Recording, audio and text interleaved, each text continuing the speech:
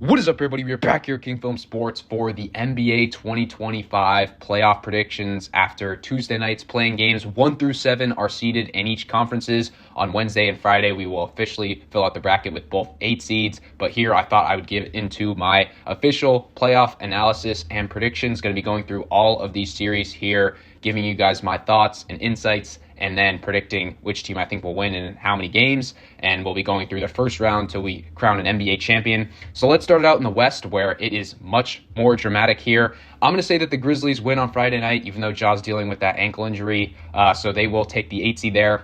I'm going to go with the Thunder to win this series in 5 games, though I do think it might be a little more entertaining than some people think. I do think that the bigs, Jaren Jackson and Zach Edey, could present some problems for this Thunder team. The Thunder really haven't been playing meaningful games in a couple weeks now, so I do think that there could be some rust in those first 2 games in Oklahoma City, maybe a chance for this Memphis team, who's been playing a lot recently in these playing games, to potentially knock off the Thunder in one of those games. But ultimately, I just think that the depth of the Thunder is going to be too much for this Memphis team, so give me the Thunder to win in 5 there. I do think that SGA has a big series. I just think that the Grizzlies are not good enough on defense to hold them back there.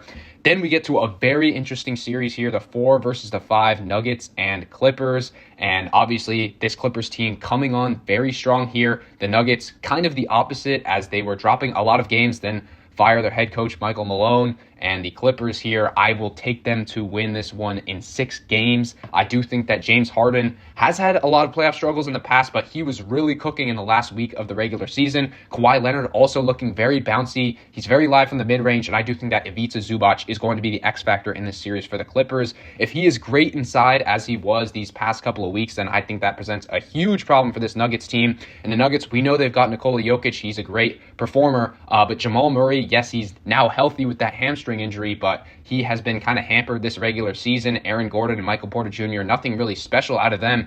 And then the bench talent just really isn't there with this team. You've got Russell Westbrook, Pickett, Christian Brown, but I do think that the Clippers just have much more depth. So I do think that the Nuggets get a couple of wins to start out this series. Maybe they're up even 2-1, but I do think that as the series wears on, the Clippers will have the coaching advantage with Ty Lue, and I do think that Kawhi, as long as he stays healthy, will lead this Clippers team alongside that depth to a 6-game victory there. Then we get to the bottom side of the bracket. We've got Lakers-Timberwolves in this one. Very interesting matchup because of the history here. Obviously, Luka Doncic did cook this Timberwolves team in the Western Conference Finals last year.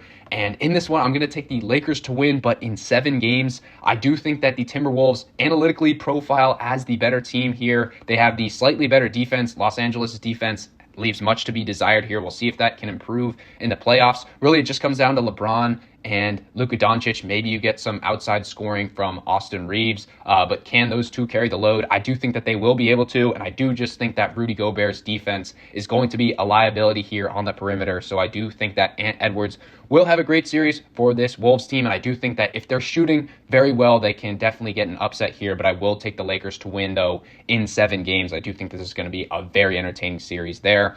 Then we get to the final one, Rockets and Warriors. And I will have the Warriors winning here in 6 games, but I do think that this one could be a lot closer than some people think. Kind of reminds me of that Warriors-Kings series a couple years ago, where it did come down to that 7th game in Sacramento, and the Warriors did end up winning here. But Rockets have a lot of bodies that they can throw at this old Warriors team here, and Kuminga not really playing off of the bench there, so that's something to monitor. But I just think that the star power for the Warriors, having Steph Curry and now playoff Jimmy Butler, will be the difference there. I just do not think that the Rockets have reliable scorers there in the clutch. I think that a couple of these games are going to be rock fights. It's going to come down to officiating, so I do think that Draymond Green will have a big impact there. So give me the Warriors to close it out on their home floor in Game 6. Then we get to the second round here. We've got OKC versus the Clippers. These two teams played a number of close games this season, and if the Clippers can stay healthy at this point, then I would be intrigued to maybe give them an upset pick there, but I do ultimately think that OKC would win in a hard-fought 7 games there. I do think that the Clippers' depth will present some problems. They can throw a lot of bodies at SGA. How will Chet Holmgren look in this playoffs is a big question. And will Jalen Williams be the scorer that he was in the regular season? He kind of fell off in that Mavericks series last year. So that's something I want to monitor, especially against this great Clippers defense there. And then you've got James Harden. He's really going to have to carry the load, and I'm not sure that he'll be able to. I do think that SGA struggled a little bit against the Clippers in the regular season. Can't make too much of that, but that is noteworthy. But I will take OKC to win that series.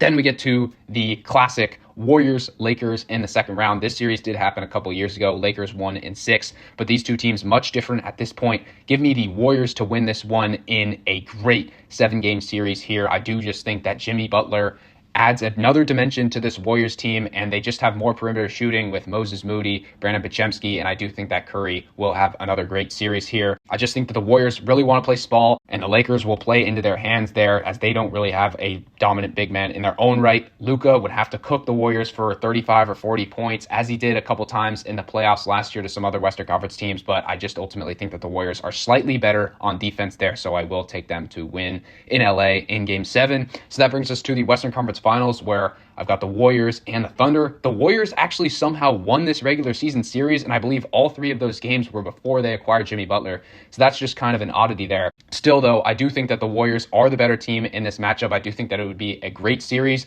but I do think that they could slow down SGA, and I do think that Jimmy Butler would be the X factor here. I do think that he have a great series. The Thunder have much more depth, but just coming down the pike here in the playoffs, that is not as important. So I do think that Steph Curry would be able to outshine SGA there, and some of the role players for OKC just would not be as important there. And so I will take the Warriors to win in 6 games over OKC. I know that the Thunder are a prohibitive favorite here to win the Western Conference, but I do think that they are slightly overvalued just because of that regular season depth, winning in blowout fashion in all of those games here. I do not think it's going to be as easy in the playoffs. So with that being said, let's get to the Eastern Conference now, and I do think that these first round matchups leave a lot to be desired. I'm going to say that the Hawks get the 8 seed, but regardless, I do think the Cavs are very live for a sweep here. I'll say they get it in gentleman's fashion. Give me the Cavs to win in 5 there. I just think that this Hawks team is cooked at this point. They play no defense, and Trae Young, I'm not even sure if he can be a franchise player at this point, so I will take this talented Cavs team to easily get it done over Atlanta there. Then we get to a very interesting series, Pacers and the Bucks. And the series price here, I believe, is Pacers north of minus 200 odds. I think that the value is slightly on Milwaukee there. I do think that we get a 7-game series, but I will take Indiana in all of their depth. I think that Giannis would just have to go Superman mode. He would have to go nuclear in 3 or 4 of these games if the Bucks want to have a chance. He absolutely can do that, but I just think that Halliburton and the guys from Indiana are slightly better at this point, so I will take the Pacers to win in 7 there.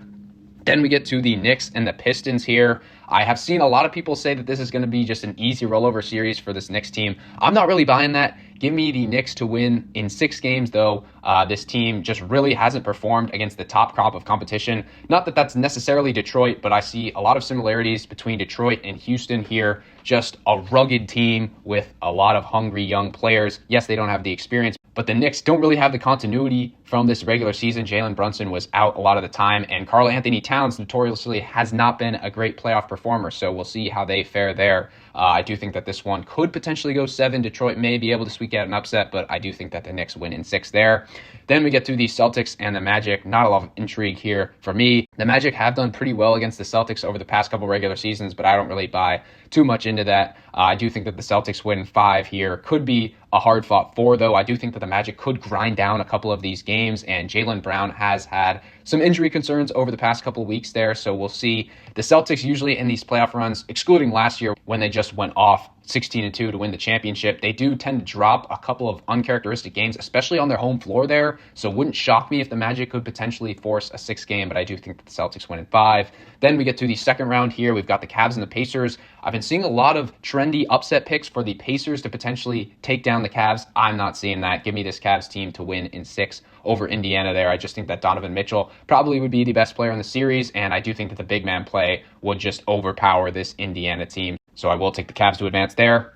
Then a series where a lot of people are saying that the Knicks could present a challenge for the Celtics. I'm not seeing it at all. Maybe they could force a 6 game, although I'm not even saying that. Give me the Celtics to win in 5 here over this New York team. I'm just not a believer in the Knicks at this point. Yes, Jalen Brunson was great in the playoffs last year, but I just think that this team is worse at this point. Worse depth, and I do think that they are worse in the coaching matchup as well with Tom Thibodeau, historically not a great playoff coach in his own right there. And I do just think that that offense will struggle against the Celtics here in that series, giving the Celtics easily. So that brings us to the 1-2 matchup that we've been looking forward to all season. The Cavs would have the home court advantage here, but I'm still going to go with the Celtics to win this one in 6 games. I just think that they have the championship pedigree. Donovan Mitchell, he's been pretty good over his course of playoff runs in Utah and now in Cleveland, but some of these other players just haven't stepped up in prime time, notably Jared Allen and Evan Mobley. So this is going to be a big series for Mobley. Can he be the great stopper on the defensive end, potential defensive player of the year candidate there? That will be something to monitor. And how are these role players performing for the Celtics? Are they living up to the spotlight that we saw in last year's NBA Finals, or do they kind of drop down with this great Cavs defense? We will see there. The Cavs did match up very well against the Celtics team in the regular season, but I just think that the Celtics and their shooting will be the difference here. And I do think that Jason Tatum and Jaylen Brown will both have big series there to win in 6, potentially 7 games over the Cavs. And that brings us to a rematch of the Finals 3 years ago, where the Warriors won in 6 games over the Celtics.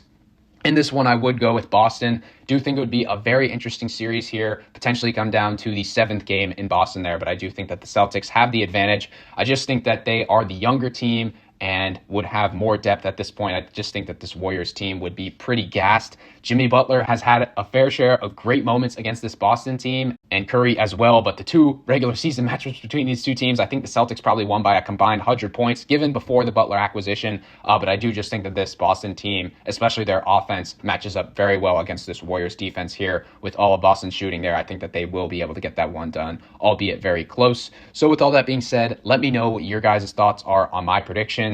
What do you think of the Warriors making a run to the NBA Finals? And what do you think of the Celtics' potential in a dominant repeat there in the 2025 playoffs? As always, share, like, and subscribe, and I will see you guys all in the next one.